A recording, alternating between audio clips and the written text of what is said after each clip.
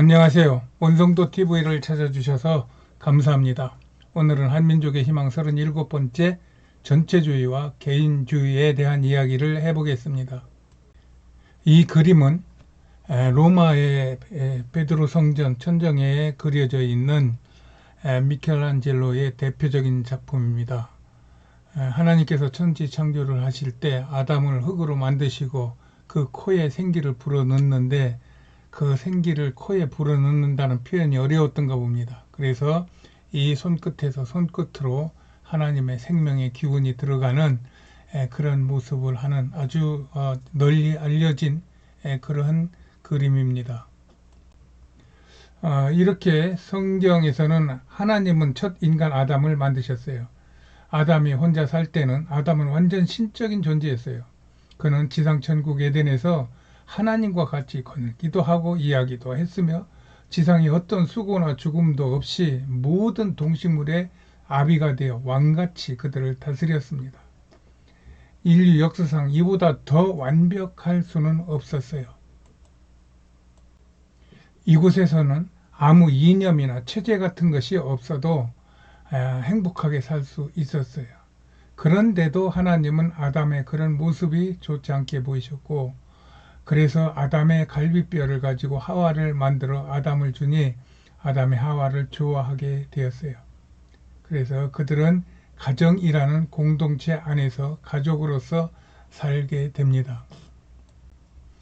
여기서 아담이 혼자 사는 모습은 개인주의적인 삶이고, 아담과 하와가 공동체로 살아가는 삶은 전체주의적 삶의 모습입니다.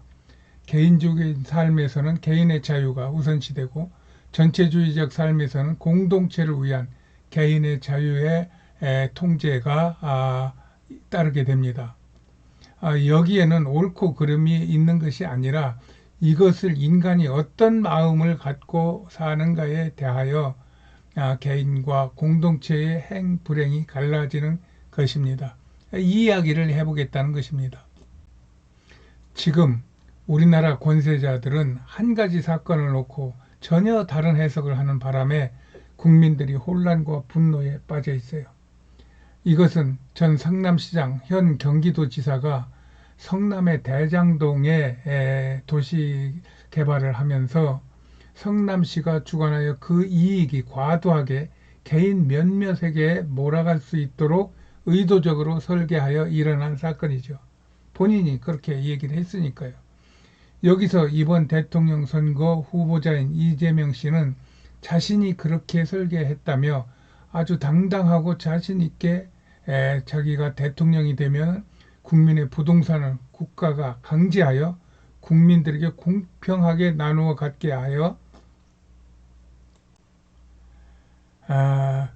정의와 공평을 실현하겠다고 호언장담하며 다닙니다. 이것은 잘못된 전체주의를 하겠다는 것입니다. 이런 불의한 독단 때문에 많은 국민들이 혼란스러워하며 염려하고 있는 것입니다. 이런 상황에서 나는 개인주의와 전체주의를 말하려고 합니다. 앞에서 말한 아담의 삶이 개인주의의 뿌리라면 아담과 하와의 이 공동체적인 삶은 전체주의의 뿌리가 될 수 있어요. 1947년에 사망한 화이트헤드라고 하는 영국의 철학자는 모든 서양 철학은 플라톤 사상의 주석이라고 말하기도 했어요. 플라톤은 그의 국가라는 책에서 이상 국가는 철저한 계급사회라는 점에서 플라톤의 주장은 전체주의적 국가론을 주장한 것이 되죠. 인간은 원래부터 소질과 능력이 다르게 태어났으므로 이것의 자유를 허용하면 어떤 사람들은 일생 동안 불평등하게 살아야 하는 숙명을 안고 살아야 한다는 것이 그의 주장입니다. 그는 이런 불공정과 불평등을 위하여 국가가 철저한 전문화와 계급화를 통해서 사회 정의를 실현해 주어야 한다고 그는 전체주의적 생각을 하게 된 것입니다. 플라톤은 왜 이런 생각을 했을까요? 그의 삶에서 나왔을 것입니다. 그는 기원전 427년 아테네에서 태어났죠.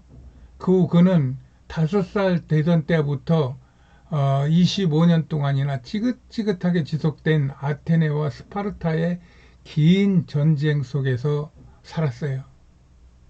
전쟁에 대한 분노와 공포는 감수성이 강한 플라톤에게 생생한 인상을 남기게 되었을 것입니다. 그 전까지 아테네는 대제국 페르시아를 이기고 이때 깨달은 것을 가지고 국정에 적용시켜서 민주화를 급격히 발전시켜요. 이 민주화라는 시스템은 개인의 자유와 국가의 조직의 견고를 위한 개인의 자유를 억제하는 기능이 반드시 첨가가 되어야 해요. 그것을 법으로 쌍방간에 피해 볼 거는 쌍방간에 피해가 있게 하고, 또 득을 보는 것은 또 쌍방간에 득을 나눌 수 있는 그러한 균형이 있는 국정을 하려고 하는 그것이 이제 민주주의죠. 페르시아와의 전쟁 중에 이것을 깨달은 아테네 지도자들은 이것을 잘 아울렀습니다. 그리하여 아테네는 전체주의적 권력과 개인주의적 문화가 어울리는 조화를 이루는 아테네의 황금시대를 누렸죠. 페리클레스는 개혁파의 선봉장이 되어 이 아테네의 민주정치의 개혁을 이끌었어요. 또 그는 빼어난 용모에 인품도 뛰어났고 웅변술도 당대에 당할 사람이 없었다고 합니다. 이 페리클레스는 기원전 430년 실각할 때까지 약 30년 동안 아테네를 다스리며 아테네의 황금시대를 구가했어요. 유네스코 등록 세계유산 제1호인 파르테논 신전도 이때 건축된 것입니다.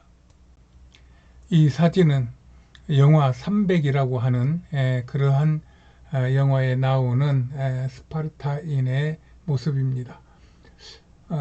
이에 반해 스파르타의 통치 체제는 완전한 전체주의 체제였어요. 모든 백성은 국가의 소유였고 공적 통제를 벗어난 모든 사적 관계는 불허가 되어, 심지어는 가정, 제도도 국가의 소제도로 보고 아이들과 여자들을 공용화하기도 했어요. 결혼조차 국가가 통제를 합니다.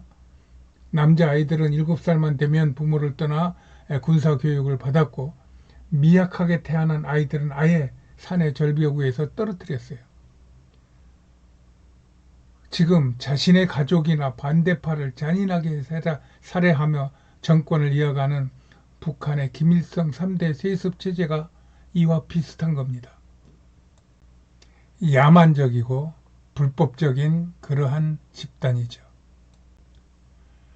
이런 미개하고 야만적인 스파르타와의 전쟁에서 그 자랑스러운 아테네가 패하자 아테네 시민들은 집단 멘붕에 빠집니다. 이때 나이 30의 젊은 플라톤은 얼마나 또 큰 충격을 받았을 것인가 짐작이 갑니다. 거기다 더하여 전쟁에 진 아테네는 국력을 키운다는 구실로 경제적 지배계층 30인에게 국가의 권력을 집중된 폭력적 과두 정치를 하여 국민의 원성을 삽니다. 여기서 과두 정치에서 과두라는 말의 과는 적을 과예요. 두는 우리가 아는 대로 머리 두자입니다.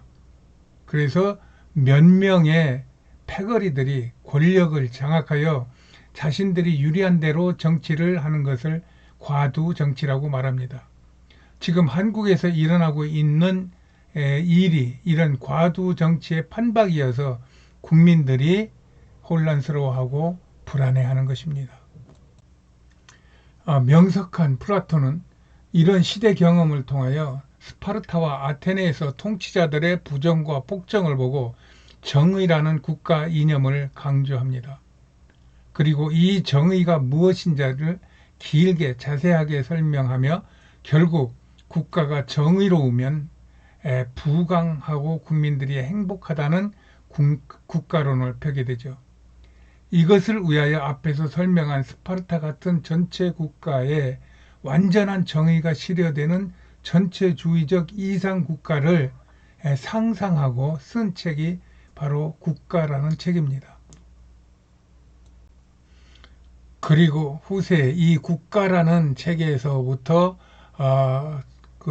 뽑아낸 각종의 이념과 사상과 체제가 지금의 각종 주인이 각종 체제를 만들어낸 것입니다. 이런 고대로부터 내려오는 공동체의 사상과 체제 안에서 숙명과 필연이라는 말을 생각해 봅니다. 세상에서 말하는 숙명이란 기독교에서 말하는 섭리와 같은 말이에요. 어떤 일이 그렇게 되어야 할 운명과 같은 것이죠. 그리고 공산사회주의니 자유민주주의니 하는 말은 숙명에 의해 필연적으로 세상에 피어난 나무와 같은 것입니다. 즉, 현 정부의 지도자들은 전체주의적 과두 정치를 숙명으로 받아들이고 그것을 꿈꾸는 사람들이 준비한다고 한 것이 대장동 사건이라는 필연으로 나타난 것이라는 말입니다. 이런 과두 정치에서는 대장동 사건이 아니더라도 어디선가는 반드시 터져 나올 필연이라는 것이 제가 말하는 필연입니다. 그러나 그런 사람들이 꿈꿨던 이상국가는 그들의 상상에만 존재하는 유토피아인 것입니다. 그것은 지금까지 인류 역사 중 지상의 어느 곳에서도 성공한 적이 없는 그러한 개념이고 그러한 상상이기 때문입니다. 그들이 꿈꾸는 이상국가는 단지 사고의 유희나 상상의 불장난 같은 것들이었어요. 이제 나라의 통치자를 뽑는 대통령 선거가 얼마 안 남았어요. 이념의 꿈꾸는 자가 나라를 맡으면 안 됩니다. 그들은 무슨 일을 저지를지 국민들이 알 수 없기 때문이에요. 꼭 애초에 하와와 같이 아담이 생각도 못한 꿈을 꾸다가 하나님의 명령을 어기고 세상에 죽음과 불행을 들여놓는 것과 같기 때문이에요. 그리스도인들은 이런 때 사도 바울을 생각하게 되죠.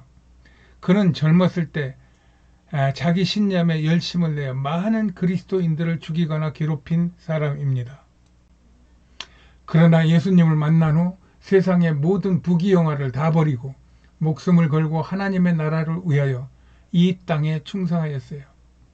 결국 그는 세상 사람들에 의해 죽음을 당했지만 그러나 그로 인하여 수많은 영혼이 구원을 받고 세상이 밝아진 그는 영적 대통령이었어요. 또 한 사람 나폴레옹도 젊어서부터 용맹과 탁월한 통치력으로 전체주의적 세상을 만들려고 하다가 결국은 홀로 비참하게 죽어간 세상과 자신에게 실패한 대통령이 되고 만 것입니다. 그래서 나는 이번 대통령은 인간의 노력이 아닌 하나님의 은혜를 구하는 자가 대통령이 될 수 있도록 나의 힘을 보탤 것이에요. 이 종말의 시대에 판을 치는 악한 세력들은 하나님의 은혜 외에는 차단할 수 없기 때문이죠. 또 우리 대한민국은 하나님이 세우신 나라이기 때문이기도 합니다. 하나님의 뜻을 따르는 자가 대한민국을 구할 것입니다. 나는 하나님의 영광이 우리 대한민국에 부어지기를 날마다 기도합니다. 하나님께 영광. 오늘은 여기까지입니다. 안녕히 계세요.